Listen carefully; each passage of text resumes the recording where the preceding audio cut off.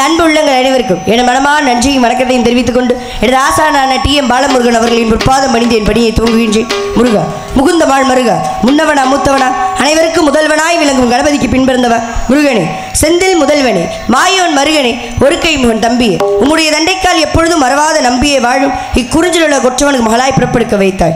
நம்பிக்கு மகளாய் பிறப்பெடுக்க வைத்து நற்தமிழ் மொழியாய் அனைத்து மக்களும் என்னை செல்லமாக ஒவ்வொரு இல்லத்திலும் உள்ளவர்களின் உள்ளத்திலும் வள்ளி வள்ளி வள்ளி என பெயர் பெறச் செய்து பற்பல வல்லுநர்களிடம் கல்வி பயின்று கற்றவரிடத்திலும் என்னை பெற்றவரிடத்திலும் சுற்றவரிடத்திலும் பேரும் புகழும் பெறச் செய்த கந்த பெருமானுக்கு நன்றி சொல்லத்தான் வேண்டும். மேலும் இக்குறிஞ்சிலுள்ள கொற்றவனுக்கு மகளாய் பிறப்பெடுக்க வைத்து தத்தி தத்தி தாவி குதித்து விளையாடும் பிள்ளை பிராயம் கடந்து துள்ளி திரியும் பள்ளி பருவத்தில் கூட என்னை யார் நகைக்காத வண்ணம் வள்ளி என பெயருக்கு தகுந்தார்போல் பெரியவர் முதல் என்னில் சிறியவர் வரை யாரையும் பகைக்காத வாழ்வு கொடுத்தபடி வேலவா உன் பாதம் தொட்டு என் பணியை தூங்குகின்றேன் சுவாமி. தண்ணி குடிங்க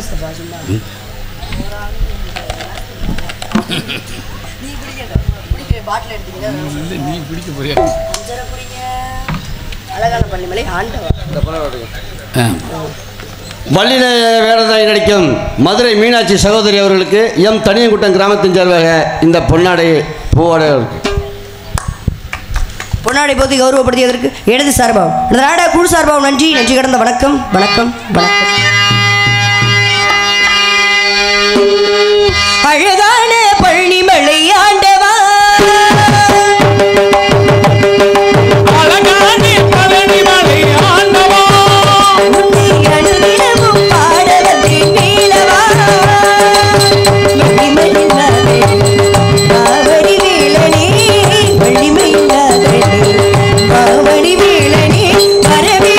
மயில் மீது முருகையனே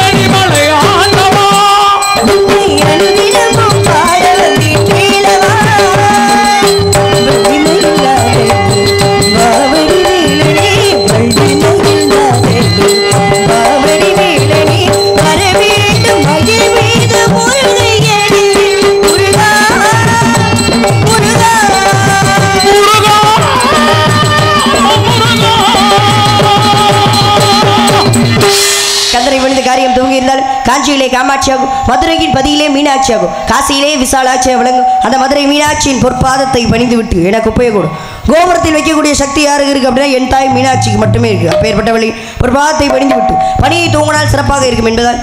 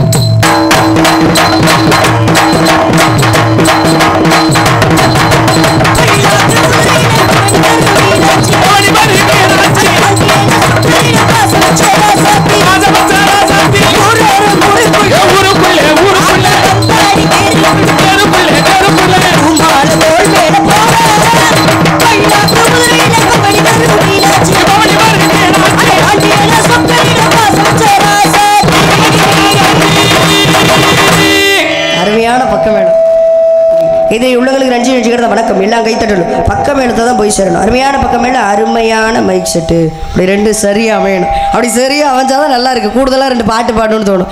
என்னத்தை பாடிக்கிட்டு அதை முருகன் பாடலை பாராட்டி எனக்கு அன்பளிப்பு கொடுத்து பெருமைப்படுத்தி அன்புள்ளத்திற்கு எனது சார்பாகும் இந்த நாட குழு சார்பாகவும் நன்றி கடந்த வணக்கம் வணக்கம் வணக்கம். கதிரை பிடித்து காரியம் தூங்கியிருந்தால் அந்த உமையவள்ளியின் அருளை பெற்றிருந்தாள். அண்டருக்கு அணிஞ்சிருந்து எம்பளத்தில் ஆதிசிவன் தொண்டனுக்கு தொண்டனென தொண்டு செய்வதை காலம் தொண்டனுக்கு தொண்டு செய்ய இறங்கி வருவாராம் சிவபெருமான். பொதுவாகவே சிவனெல்லாம் வச்சு வீட்டில் கும்பிட மாட்டோம். என்ன காரணம் அப்படின்னா நிறைய சோதிப்பாருன்னு சொல்லுவாங்க. சிவபெருமான்லாம் கும்பிடாதீங்க, நிறைய சோதிப்பாரு, இருக்கிறது இல்லாமல் போயிடுற சிவனெல்லாம் கும்பிட்டான்னுவாங்க. சோதிச்சு எல்லாருமே சாதனையாளராக மாற்றக்கூடிய தெய்வம் யார் அப்படின்னா சிவபெருமான் மட்டும்தான். 63 நாயன்மார்களை பற்றி படிச்சிருந்தா தெரியும். அப்பேற்பட்ட சிறப்பான கடவுள். எதுக்காக கடவுள்லாம் சோதிக்கிறாரு? மனுஷாலங்களோட புத்தி அப்படி குரங்கு புத்தி. ஒரு வாரம் திருச்செந்தூர் முருகனை கும்பிடணும்னு தோணும். அது சரிப்பட்டு வரல அப்படின்னா நேராக போயிடுறது திருப்பதிக்கு. திருப்பதி சரிப்பட்டு வரலாம் பழனிக்கு போயிடுறது. என்ன பண்ணுறது? அதனால் எந்த கடவுளை கும்பிட்றோமோ அந்த கடவுளை நிலையாக கும்பிடணும். அப்படி நிலையாக கும்பிட்டோம் அப்படின்னா எப்பேற்பட்ட யமதர்மனையே கும்பிட்டாலும் நல்லது தான் செய்வாரா. அப்பேற்பட்ட அது பரம்பொருளின் அருளை வெற்றி பணியை தூங்கினால் சிறப்பாக இருக்கும் என்பதால்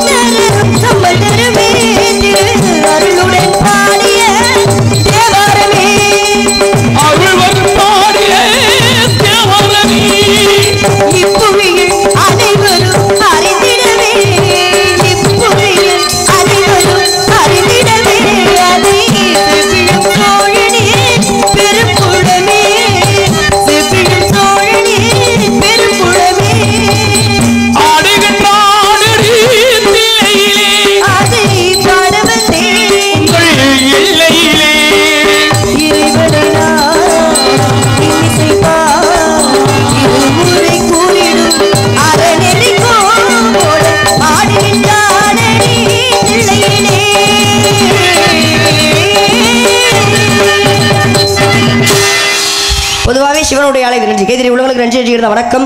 சிவனுடைய ஆலயத்துக்கெல்லாம் போனோம் அப்படின்னா இடதுபுறத்தில் சண்டிகேஸ்வரர்னு ஒருத்தர் இருப்பார். தெரியுமா? வாயை துறப்பீங்களா இல்லை என்ன? கோயிலுக்கெல்லாம் போயிருக்கீங்களா? சண்டிகேஸ்வரர்னு ஒருத்தர் இருப்பாரே, தெரியுமான்னு கேட்டேன். பெண்கள்லாம் டான்ஸ் பண்ணிட்டு தான் பேசுவீங்களா? சிவனோட கணக்கு பிள்ளை அப்படி சொல்லணும். சிவனோட கணக்கு பிள்ளை. யமதர்மனோட கணக்கு பிள்ளை யாரு? சித்திரகுப்தன். அதனால தான் சித்திரைன்ற ஒரு மாதமே வந்துச்சு. சித்திரை மாதத்தில் பிறந்தனால தான் சித்திரகுப்தன் சித்திரை என்ற மாதம் வந்துச்சு. அவர் யமதர்மனோட கணக்கு பிள்ளை. சண்டிகேஸ்வரர் சிவனோட கணக்கு பிள்ளை. இவர்கிட்ட போனோன்னு வச்சுக்கோங்களேன், சண்டிகேஸ்வரர்னா பாதி பேருக்கு தெரியாது, செவுட்டு சாமின்னு சொன்னாலும் தெரியும். அவர்கிட்ட போய் கை தட்டுறது, விசில் அடிக்கிறது, சாமியை பார்த்து கண் அடிக்கிறது, கொஞ்சம் நஞ்சம் அநியாயமாக பண்ணுறாங்க நம்ம மக்கள்லாம். கழுவி கொண்டதை கரெக்டாக அது காட்டுறாங்க அப்படியே. சண்டிகேஸ்வரர் என்பது சிவனோட கணக்கு பிள்ளை. அவர்கிட்ட போய் என்ன பண்ணணுமா, கையை தொடச்சு காமிச்சிட்டு தான் வரணுமா, சிவனோட சொத்து எதையும் எடுக்கலை அப்படின்னு சொல்லி. அவர்கிட்ட போய் பொதுவாகவே சிவனுக்கும் நந்திக்கும் இடையில போய் சாமி கும்பிடக்கூடாது, அதுவே பெரிய பாவம். சிவனோட சிந்தையில் இருக்க யாரையுமே கலைக்கக்கூடாது. அப்படின்னும் போது சண்டிகேஸ்வரர் சிவனோட சிந்தையில் இருக்கவர்.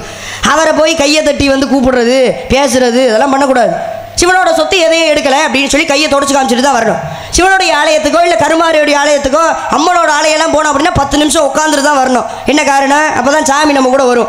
இதே பெருமாளுடைய ஆலயத்துக்கோ மகாலட்சுமியோட ஆலயத்துக்கோ போனோம் அப்படின்னா போன உடனே சாமியை கும்பிட்டு வந்துடுறோம், உட்காரக்கூடாது. என்ன காரணம், நம்ம உட்கார்ற இடத்துலேயே மகாலட்சுமி உட்காந்துப்பா. அப்படிப்பட்ட சாமி கும்பிட்றதுக்குலாம் சாஸ்திரம் இருக்குது. இருந்தாலும் கூட முல்லை, குறிஞ்சி, மருதம், நெய்தல், பாலை சொல்லக்கூடிய 5 நிலத்தில் குறிஞ்சி நிலத்தை ஆட்சி புரியும் எனது தந்தையின் பெயர் நம்பிராஜன், தாயார் பெயர் நங்கை மோகினி, எமது பெயர் வள்ளி. எனக்கு உடன்பெறவாத சகோதரர் 7 பேர், 7மே ஆண் பிள்ளைனால. மீனாட்சி போல ஒரு பெண் பிள்ளை இல்லை என்று எங்கள் அப்பாவுக்கு ரொம்ப நாள் வருத்தம். அப்படி வருத்தப்பட்டு இருக்கும்போது வள்ளி கிழங்கு தோன்றும் இடத்துல பள்ளத்திலிருந்து எடுத்து வந்து ரொம்ப செல்லமாக சீரும் சிறப்புடன் வளர்த்து வருகிற பெண் பிள்ளை பிறந்தால் காவலுக்கு அனுப்புவதாக அப்பாவோட வேண்டுதல். அந்த வேண்டுதலுக்கு இணங்க இன்று நான் காவல் புரிய வந்திருக்கிறேன். என்னுடன் என் உயிர் தோழி ஒருத்தி வந்திருக்கா, அதை விட பேர் அழகி ஒருத்தியை கூட்டிகிட்டு வந்திருக்கோம். அவளை பார்த்தீங்கன்னு வச்சுக்கோங்க, சின்ன தம்பி போட குஷ்பு மாதிரியே இருப்பான். அப்படி தொபுக்கிட்டின்னு விழுந்துருவீங்க, அவ்வளோ ஒரு பேரழகு. பெண்ணுக்கு பெண்ணே பேராசை கொள்ளும் பேர் அழகி. அதுக்கு முன்னாடி என் சொந்த பந்தங்களா என் மனசில் என்ன இருக்குன்னு சொல்லல, யாரை நினைச்சிட்டு இருக்கேன், கந்தனை, கடமனை, கார்த்திகேயனை, கதிரவேலனை, சண்முகனை, சரவணனை, குகனை, யார் முகனை, அந்த பால முருகனை மனசுல நினைச்சிட்டு இருக்கேன். அப்படியா? நீங்களாம் நினைச்சிட்டு இருக்கிறது முருகப்பெருமான பக்தி மயமா, நான் காதல் மயமா. எதுக்காக தெரியுமா முருகரை காதலிக்கிறேன்? ஏன்னா இங்கெல்லாம் எனக்கு காவல் பார்க்கவே பிடிக்கல. ஆமா, காவல் பார்க்க வந்த இடத்துல எனக்கு காதல் வந்துருச்சு. எப்பேற்பட்ட காதல்! ஏன்னா அதை நானும் பாடுறேன், ஆடுறேன். அந்த முருகப்பெருமான் வருவனான்றாரு, காட்சி தருவனான்றாரு. முருகப்பெருமான காதலிக்கிறது முக்கிய காரணம் என்ன தெரியுமா? ஏன்னா அவர் தான் ரொம்ப அழகா இருப்பார். முருகனை காதலிக்க சரி சம்மதத்தோட போ அப்படி சொல்றீங்களா? நீங்க எல்லாம் சம்மதம் இல்லாம நான் போவேனா? எங்க சித்தப்பே, மாமன், எங்க அண்ணனோட சம்மதத்தோடு தான் போவேன். அதனால எப்பேற்பட்ட காதல், ரொம்ப அழகா இருப்பாரு. அவர் மட்டும் அழகு கிடையாது, அவர்கிட்ட இருக்க எல்லாமே அழகு. பறவையிலேயே அழகு மயில் தான், ஆயுதத்திலேயே அழகு வேலு தான். இப்படி கூட இருக்க எல்லாமே அழகா இருக்கும். கையில ஒரு செங்கோல் ஒன்று வச்சிருப்பாரு, பார்த்துருக்கீங்களா? உங்ககிட்ட எது கேட்டுக்கிட்டு? செங்கோல்னா என்னது? நாட்டை அரசாள்றவங்க கையில் தான் செங்கோல் இருக்கும்.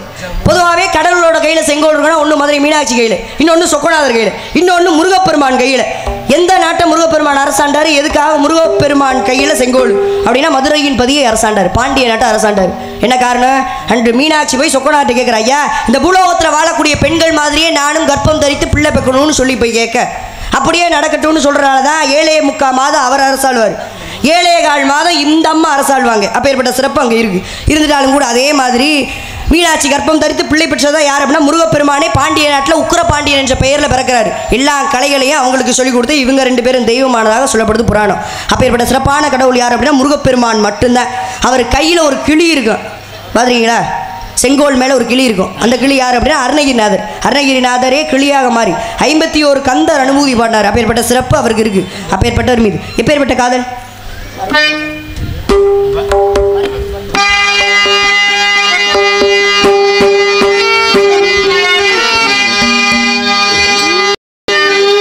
மறைந்திருந்தே பார்க்கும் மருமமின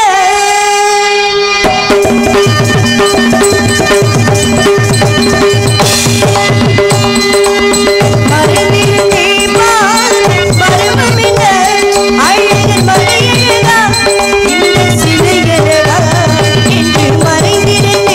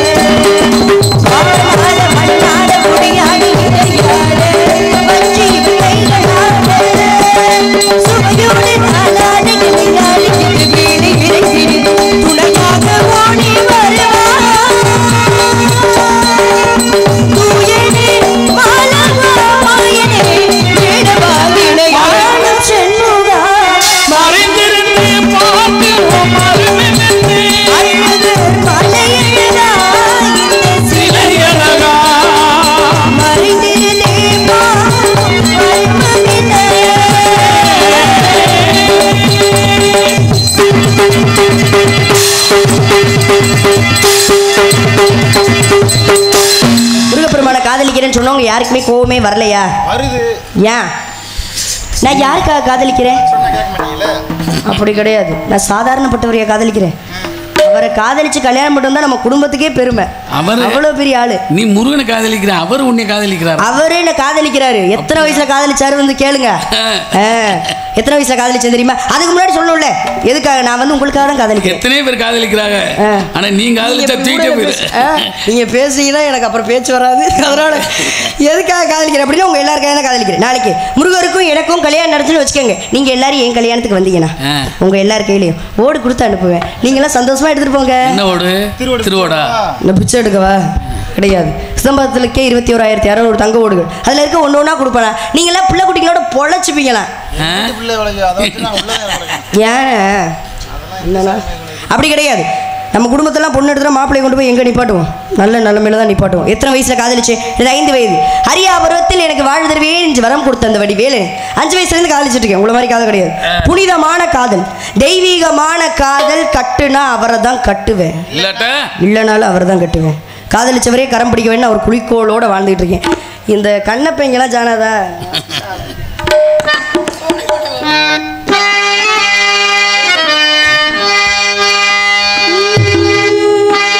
சோலைமலை ஓரம்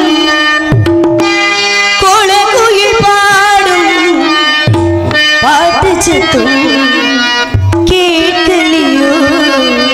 பாடி வரும் குயிலே நீ வா வா, தேடி வரும் மகிழே